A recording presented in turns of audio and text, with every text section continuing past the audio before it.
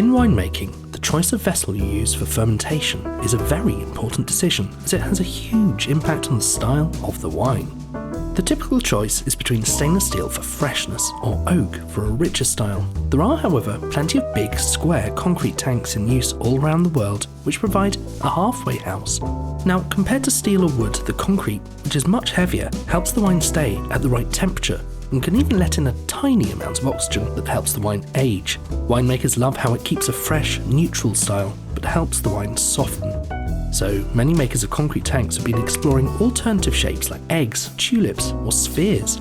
These can be extraordinarily expensive, but it turns out that this isn't really innovation, because that is the shape of vessel in which wine was made more than 8,000 years ago, and that was in Georgia. The vessels are called Qvevri, or Qvevri, or Qvevri in Western Georgia. So what is one of these, how is it used, and how does it change the wine?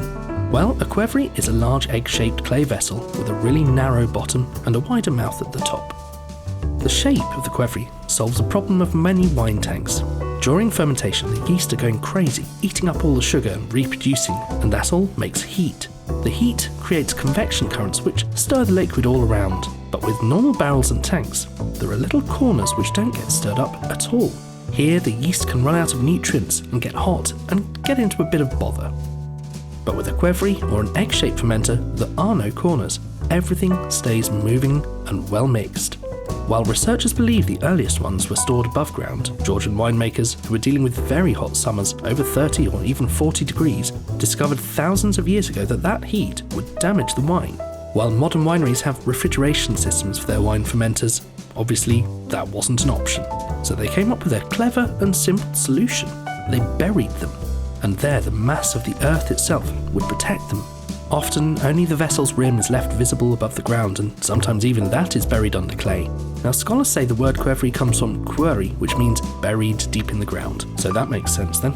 And the oldest ones were found in a Neolithic settlement in eastern Georgia back in 2015, and they were carbon dated to around 6000 BC. Now, modern Qvevri are available in ranges from 100 up to 3,500 litres, but around 1,000 litres is seen as the traditional sweet spot. The larger ones, such as that, are big enough for a person to climb into, which is what the winemaker has to do when it is time to clean it. Now, it's not just the vessel itself, it's the techniques that go with it. And the tradition of making wine in Qvevri is so embedded in Georgian culture that in 2013, UNESCO added it to its catalogue of humanity's intangible cultural heritage. For thousands of years, the production of Qvevri was a skill passed down from generation to generation. Many of the Qvevri found in Georgia today have been in use for decades, if not centuries. Each sub-region seems to have its own slightly different shape, and researchers are trying to collect as many as they can to really understand the history. Today, Qvevri making is the domain of just a few family-owned companies in the wine regions of Kakheti, Imereti and Goria. Demand for them is at an all-time high, with much of that now coming from outside Georgia. These traditional vessels are particularly popular among makers of natural or minimal intervention wine. But modern technology has not changed the fundamentals of how Qvevris are made. They're still painstakingly crafted by hand from a local clay. While it can take 6 weeks to build a Qvevri, a master craftsman typically builds many at once.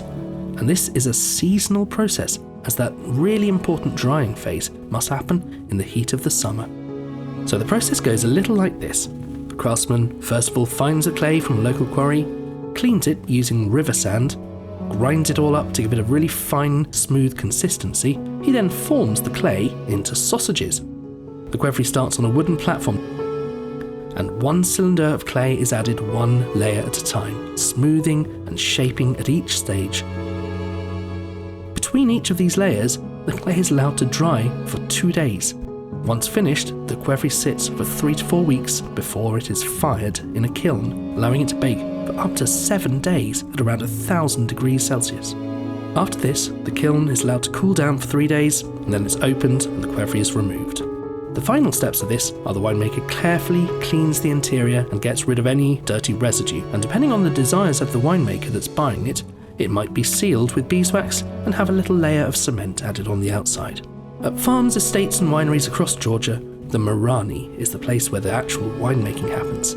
Inside the Marani, winemakers plant their Qvevri on the ground, with the rim of the vessel standing at round about ground level. Around this, the floor of the Marani is typically either tiled or made of a thick layer of gravel. The process of winemaking is pretty much the same as was developed 8,000 years ago. The grapes go in and nothing else. Some or all of the skins and stems are in there for the long run, and indigenous yeasts on the surface of the grapes do the fermentation. Here's where the regions tend to differ a bit. Kakheti tends to put the whole lot in, which can lead to incredibly tannic wines, whereas regions like Imereti are a little more restrained. When it comes to the harvest time, the Qvevri is cleaned out from the inside using a clay tile or a special brush made from wood as a scrubber. And then come the grapes. The winemaker crushes the grapes in a traditional press called a satsnacheli. That must is then loaded into the Qvevri, typically with all part of the stalks, filling around 3/4 of the pot. Now the grapes can either be red or white. Red grapes will obviously make a full-bodied red wine, but the white grapes, because of the skin contact, go on to make the best-known traditional Georgian wines, amber or orange wines.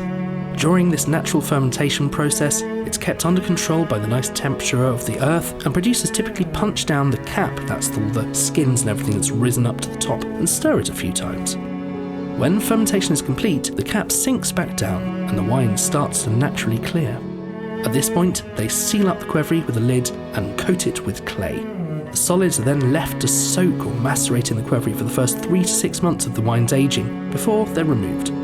The sloped walls allow all the yeast and the sediment to settle at the bottom while the wine circulates clearly above. Finally, in the spring, when the wine is ready, the winemaker either bottles it, transfers it to another Qvevri for storage, since Georgian wine is often consumed very young, and then takes the leftovers and the pomace or chacha and makes a distilled spirit a little bit like grappa. I'm not going to pretend the wines made in Qvevri can't be hugely divisive. They're definitely the Marmite of the wine world. But this is a living piece of history.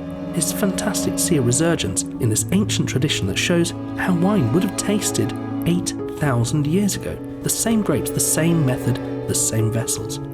There are not many things in the food or drink industry that you can really say that about. And that is why we think, even if you don't like them, Qvevri wines are pretty cool.